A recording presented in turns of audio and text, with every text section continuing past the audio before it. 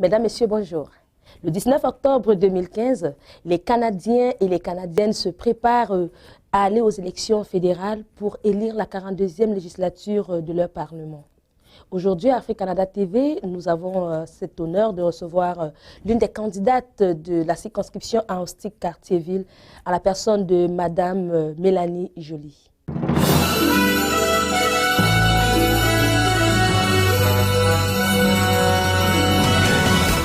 En 2013, vous avez été candidate à la mairie de Montréal. Oui, j'ai été candidate à la mairie de Montréal en 2013. Oui. Et malheureusement, je n'ai pas été élue. Alors, étant donné que j'ai été élue ni comme conseillère de ville, ni comme maire de Montréal, somme toute, ça a été une victoire morale, en fait, j'ai décidé de poursuivre mon combat pour représenter Montréal, maintenant au fédéral et donc dans la circonscription d'Ahostik-Cartierville.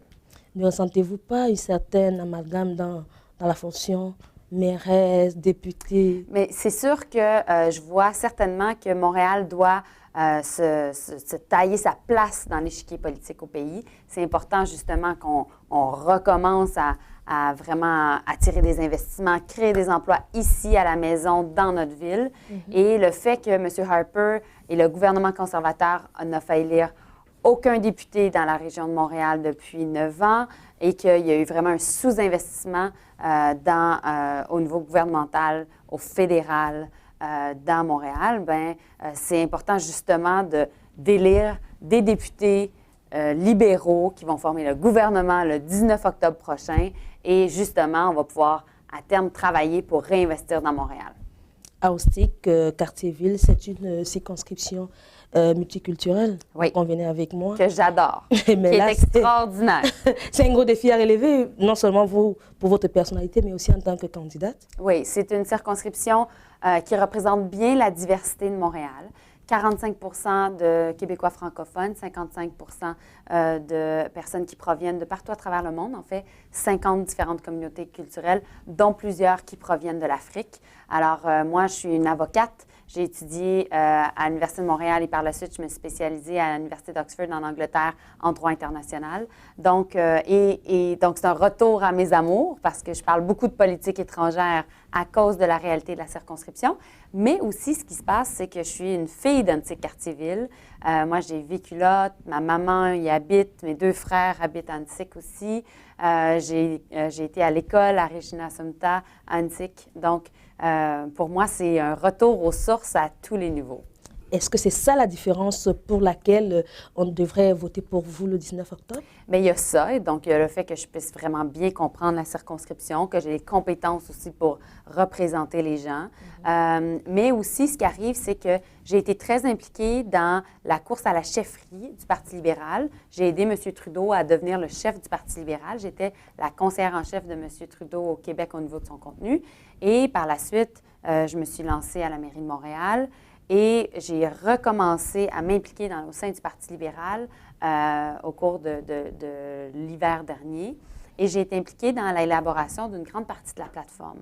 Donc, c'est pour ça que quand je vous dis que je suis capable de faire en sorte que Ahostik-Cartierville redevienne important dans l'échiquier politique au pays, puis qu'on puisse attirer des investissements, notamment dans le secteur Chabanel, qui est vraiment le symbole du secteur manufacturier à Montréal, c'est parce que aussi je suis convaincue que je suis capable d'avoir ce poids-là et de bien vous représenter et de bien comprendre les préoccupations des gens d'Ahostik-Cartierville et bien les défendre de façon compétente et dynamique au Parlement.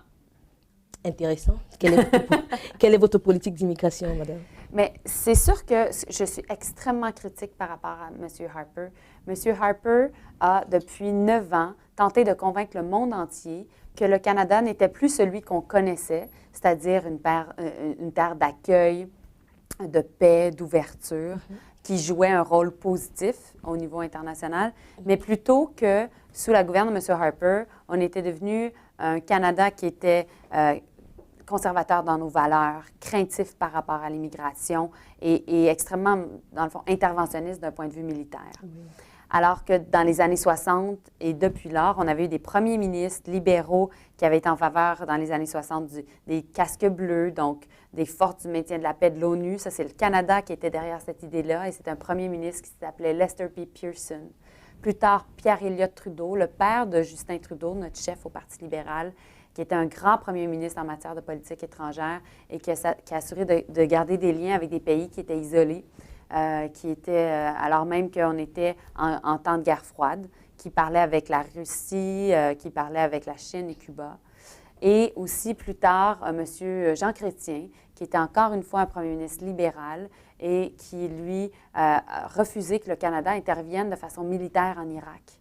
Et donc, ça, c'était le legs du Canada au point de vue international et c'est le legs du Parti libéral. Et moi, ce que je veux faire, c'est que le Canada redevienne le négociateur en chef de la paix dans le monde. Et c'est ce qui est vraiment fondamental parce que ça va vraiment impacter notre relation à l'immigration. On va tenter justement de faire en sorte de ne pas importer les problèmes vécus ailleurs, ici. Ça va assurer une saine cohésion sociale. Le Parti libéral aussi, on s'est engagé à faire en sorte de faciliter les rapatriements familiaux, donc de faire en sorte de les augmenter jusqu'à 10 000. Et on s'est aussi engagé à faire en sorte de se réinvestir dans la gestion des crises humanitaires internationales et donc à accueillir 25 000 réfugiés syriens le plus rapidement possible. Toujours parlant de l'intégration économique, justement, nous avons remarqué qu'il est extrêmement difficile pour les immigrants qualifiés ainsi que les universités à s'intégrer dans le marché du travail. On a fait cette remarque, c'est une remarque générale. Et puis, malgré toute leur volonté et leur grande capacité d'adaptation, surtout qu'ils sont sélectionnés pour leurs compétences. Alors, ce qu'on veut savoir, c'est quelles sont les perspectives meilleures qu'une fois élu, le gouvernement libéral se propose pour pallier à ce problème. Il y a deux choses, en fait. C'est sûr qu'il va falloir travailler avec les provinces pour s'assurer d'améliorer la question de reconnaissance des diplômes. Parce que ça affecte tous les immigrants qualifiés, donc toutes les personnes qui ont obtenu un diplôme à l'étranger. Et parfois, nos ordres professionnels en particulier ne reconnaissent pas la formation obtenue à l'étranger. Donc ça, c'est la première chose. Deuxièmement, d'un point de vue, je vous ai parlé de politique étrangère. D'un point de vue politique étrangère aussi, c'est important que le Canada saisisse une incroyable opportunité qui est devenue l'Afrique. Vous savez, l'Afrique, ça va doubler de population d'ici les 50 prochaines années. Une population jeune qui est de plus en plus branchée, qui a des perspectives économiques extraordinaires. Dépendamment des pays, il y a quand même des beaux progrès d'un point de vue démocratique aussi. Et M. Harper, depuis 9 ans, qu'est-ce qu'il a fait? Il a coupé dans les ambassades, il a diminué le personnel, il s'est assuré que les processus d'obtention de visa, autant d'affaires, d'investisseurs en fait, que de touristes, soient plus compliqués. Et donc, nous, on veut être au rendez-vous en Afrique. Ça va de soi que il y a d'autres pays qui ont vu l'opportunité de l'Afrique. La Chine est présente, la Corée est présente, l'Inde, le Brésil, alors même que le Canada fermait des ambassades. Et donc, c'est pour ça qu'en étant plus présent sur le terrain, en créant plus de partenariats avec différents acteurs politiques et, dans le fond, communautaires, intellectuels en Afrique, on va pouvoir améliorer les capacités d'intégration et améliorer la collaboration avec les Africains ici, au Canada.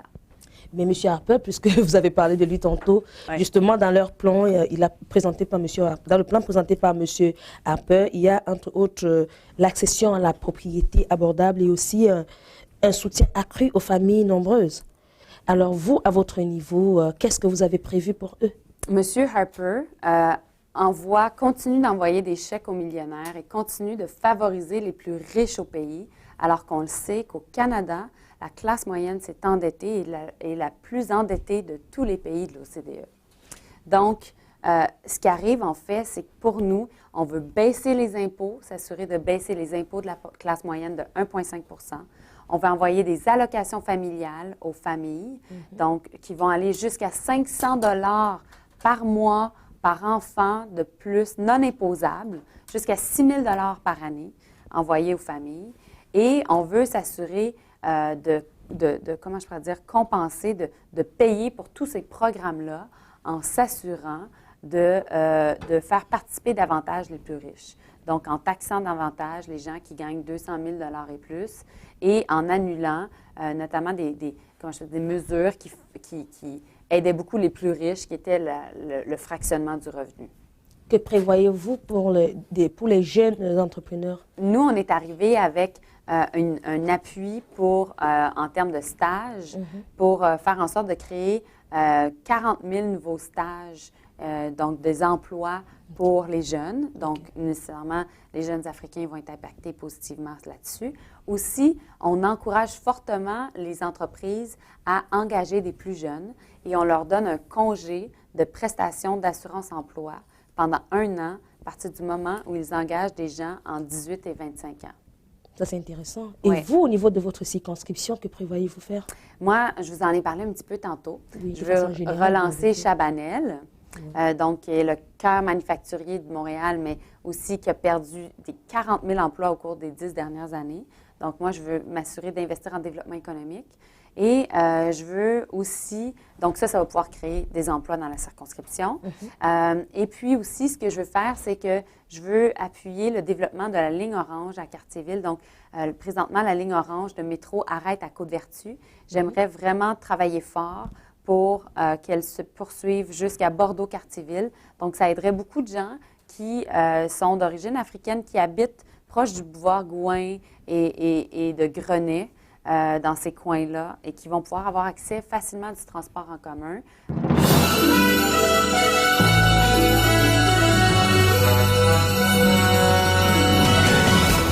De façon générale, les Canadiens d'origine africaine sont très réservés, pourquoi ne pas dire frustrés par rapport à la chose politique. On a pu remarquer que très peu sont ceux qui se rendent aux élections, qui vont même voter, qui s'impliquent.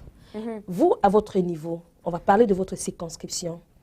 Qu'est-ce que vous prévoyez faire pour faciliter le contact avec les Canadiens d'origine africaine? Mais je suis ici, mais au-delà d'être ici, justement, je parle à différents leaders de groupes communautaires. Je fais du porte-à-porte. Mes équipes font du porte-à-porte aussi. On fait beaucoup d'appels. On tente de les informer énormément. Mais ultimement, les Canadiens d'origine africaine, dans la mesure où ils veulent vraiment s'impliquer et pouvoir avoir un poids important au sein de notre démocratie, mais moi, je suis là pour augmenter le volume de leur voix et leur donner, dans le fond, leur tendre la main, mais pas seulement leur tendre la main, mais de les pousser à développer la conviction qu'ils ont un impact sur leur société. Et non seulement qu'ils ont un impact sur la société, mais ils sont capables de participer au processus démocratique, qu'ils ont leur place comme n'importe quel citoyen et que leur vote compte. Et donc, c'est important d'aller voter le 19 octobre prochain. Le message est passé. Madame, les bonnes choses ont toujours une fin. Votre message de fin? Écoutez, comme je vous ai dit, c'est important d'aller voter le 19 octobre prochain. J'espère pouvoir être en mesure de compter sur votre confiance et sachez que je vais travailler extrêmement fort et dans toute mon intégrité pour bien représenter Annecy Cartierville et pour bien vous représenter et aussi être une bonne députée. Alors, j'espère que le 20 octobre au matin, vous serez prêt à venir me voir et qu'on puisse discuter de comment on change ce gouvernement-là.